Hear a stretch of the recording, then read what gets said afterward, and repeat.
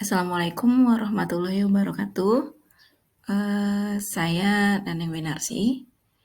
Di semester 1 ini saya mengampu mata kuliah menggambar teknik untuk program studi teknik industri di Universitas Singapura Bangsa Karawang.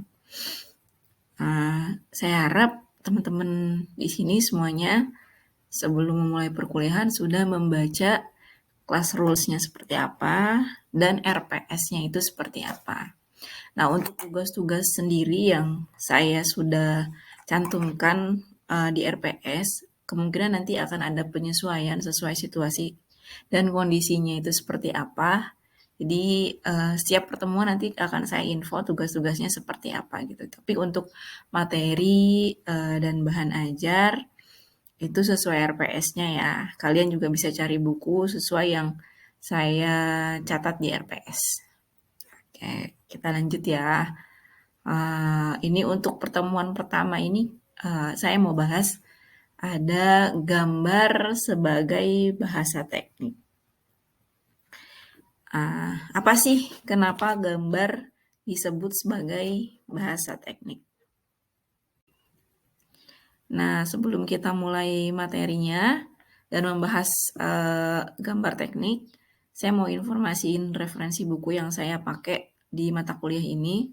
Sebenarnya ada beberapa, tapi kebanyakan saya ambil materinya itu dari dua buku ini. Nah, itu yang pertama dari Takeshi Sato, itu dengan judul Menggambar Mesin menurut Standar ISO. Terus yang kedua itu ada dari Ohan Juhana dengan judul yang sama juga.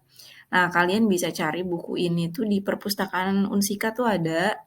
Terus e-book-e-booknya juga di internet kayaknya ada juga, atau mungkin boleh beli di toko buku juga ada, atau di online shop juga banyak sih, gitu ya.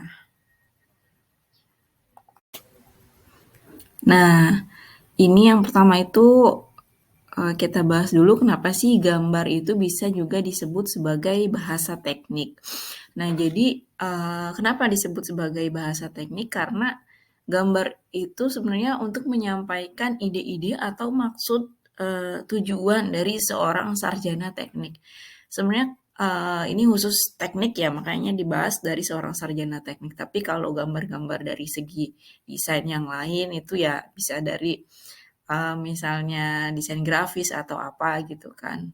Nah, kebetulan di sini yang kita bahas gambar secara teknik, gitu. Jadi gambarnya merupakan maksud dari seorang sarjana teknik. Sehingga gambar-gambar itu harus menunjukkan keterangan-keterangan secara tepat dan objektif. Jadi nggak cuman misalnya mau bikin gambar kursi, kursinya aja yang digambar gitu, nggak ada keterangan apa-apa di gambar tersebut. Nah, keterangan-keterangan dalam gambarnya ini uh, yang nggak bisa dinyatakan dalam bahasa, dalam artian kita nggak mesti misalnya gambar kursi terus tulis di deskripsinya tuh panjang banget. Kursinya terbuat dari ini bahannya gitu kan, ukurannya sekian-sekian karena kan menghabiskan lembar kerja dalam gambar. Jadi dalam setiap gambar teknik itu biasanya diberi notasi atau lambang-lambang seperti itu.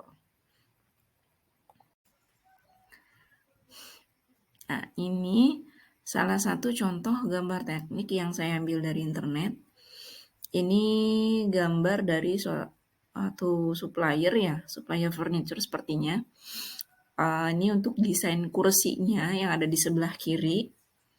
Nah, kemudian dia menyediakan gambar teknik untuk bagian produksi itu ada di sebelah kanan. Dari gambar inilah kita tahu ya informasi yang didapat dari suatu gambar kursi ini. Kita tahu ukuran kursinya itu berapa, bahannya seperti apa gitu. Nanti di sini ada di keterangan-keterangan gambarnya. Nah, kalau misalnya keterangannya nggak cukup di gambar, biasanya ada di notasi-notasi yang ada tabel-tabel di bawah gambar ini. Terus jangan lupa pakai kop gambarnya, seperti itu.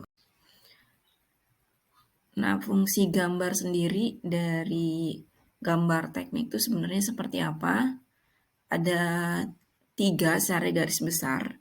Fungsi gambarnya itu yang pertama untuk penyampaian informasi, kemudian untuk pengawetan atau penyimpanan atau pengarsipan atau juga bisa disebut dokumentasi. Kemudian yang ketiga itu fungsinya untuk pemikiran dalam penyampaian informasi. Nah, ini untuk yang pertama, sebelumnya udah saya bahas sedikit. Kenapa sih fungsinya itu yang pertama untuk penyampaian informasi. Jadi gambar sendiri itu punya tugas meneruskan maksud dari perancang dengan tepat kepada orang-orang yang bersangkutan. Dalam hal ini itu perencanaan proses, pembuatan, pemeriksaan, perakitan, dan sebagainya. Jadi kalau di suatu industri itu biasanya ada yang disebut dengan desainer atau perencanaan. Kemudian ada drafter gitu. Atau bisa juga si perancang ini sebagai drafter. Drafter tuh orang yang menggambar. Kemudian dia setelah menggambar itu menyampaikan informasinya kepada suatu tim, misalnya tim produksi. Nah, tim produksi ini melihat gambarnya kemudian memproduksi barang dari gambar drafter tersebut. Gitu. Jadi untuk menyampaikan informasi dan gambar ini tidak hanya sampai ke bagian produksi aja sebenarnya. Jadi gambar ini mungkin bisa dibuat dua, yang satu untuk tim produksi mungkin lebih detail, yang satunya lagi bisa juga untuk konsumen. Jadi kalau teman-teman di sini nih, contohnya misalnya pernah beli lemari portable atau meja belajar yang dirakit sendiri di rumah itu kan biasanya dikasih uh, panduan yang ada gambarnya ya. Nah, itu bisa juga disebut gambar untuk penyampaian informasi-informasi apa untuk cara perakitannya lah seperti itu. Jadi harus detail dalam menggambarnya. Nah, ini contoh gambarnya sama seperti sebelumnya ya udah saya jelasin bahwa di sini ia menyampaikan untuk dimensi kursinya itu berapa kali berapa, panjangnya berapa, tingginya berapa, lebarnya berapa, bahan kursinya seperti apa sehingga jadi seperti gambar yang ada di sebelah kirinya. Kemudian yang ketiga ada gambar itu fungsinya untuk pengawetan, penyimpanan, penggunaan keterangan atau dokumentasi. Nah, kenapa sih disebut sebagai pengawetan gitu kan? Karena dokumentasi gambar itu kan berarti mengawetkan atau menyimpan gambar itu sendiri. Kenapa perlu didokumentasikan? Karena saya kasih contoh lagi untuk yang di industri, di dunia industri mungkin kita memproduksi suatu barang.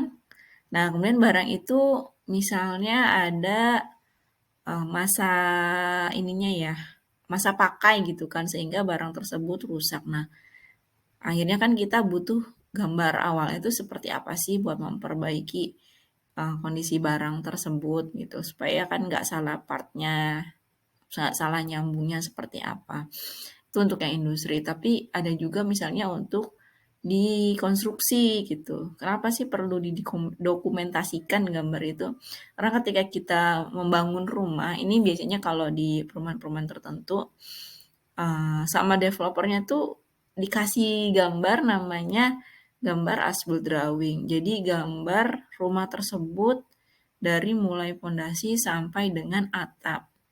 Nah, kenapa perlu dikasih konsumennya? Karena kalau misalnya konsumennya pengen ngerenovasi, nah itu supaya enggak misalkan ada yang perlu dia gali, ada yang perlu dia bobok dindingnya, itu enggak mengganggu jalur air, enggak mengganggu jalur listrik. Nah, itu kenapa gambar itu apa ya, dokumen yang sangat penting lah yang perlu kita simpan atau kita arsipkan. Jadi ini yang di sebelah kanan ini ya contoh cara-cara mengarsipkan dokumen gambar ya di suatu perusahaan seperti itu. Dan kalau misalnya di industri pun bisa kepake kalau misalnya untuk di servis ya yang sebelumnya saya udah jelaskan tadi seperti itu.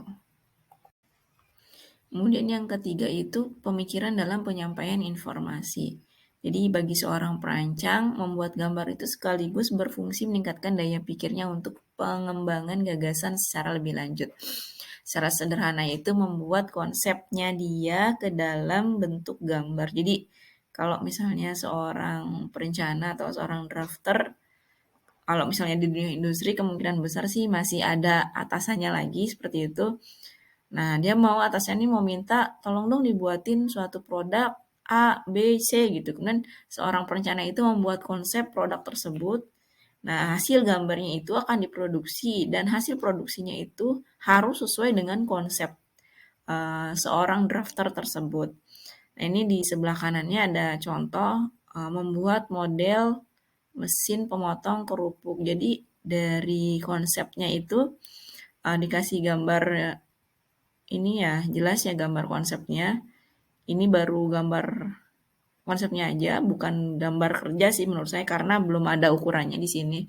Jadi konsepnya itu di kerupuk kulitnya ini masuk ke dalam mesin pemotong, pemotong putar, kemudian masuk ke pemotong yang vertikal, kemudian outputnya itu masuk ke dalam bak penampung. Nah, dari gambar ini, dari alurnya itu bahwa mesin untuk pemotongnya ini digerakkan oleh belt ya, atau rantai yang dijalankan oleh motor listrik dan motor listrik ini sumbernya dari mana? Dari tenaga listriknya sendiri.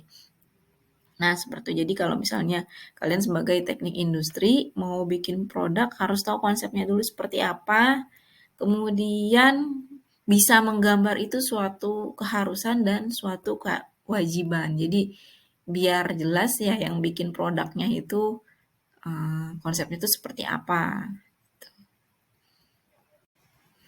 Untuk materi yang pertama ini saya rasa sudah cukup. Kita lanjut ke materi berikutnya.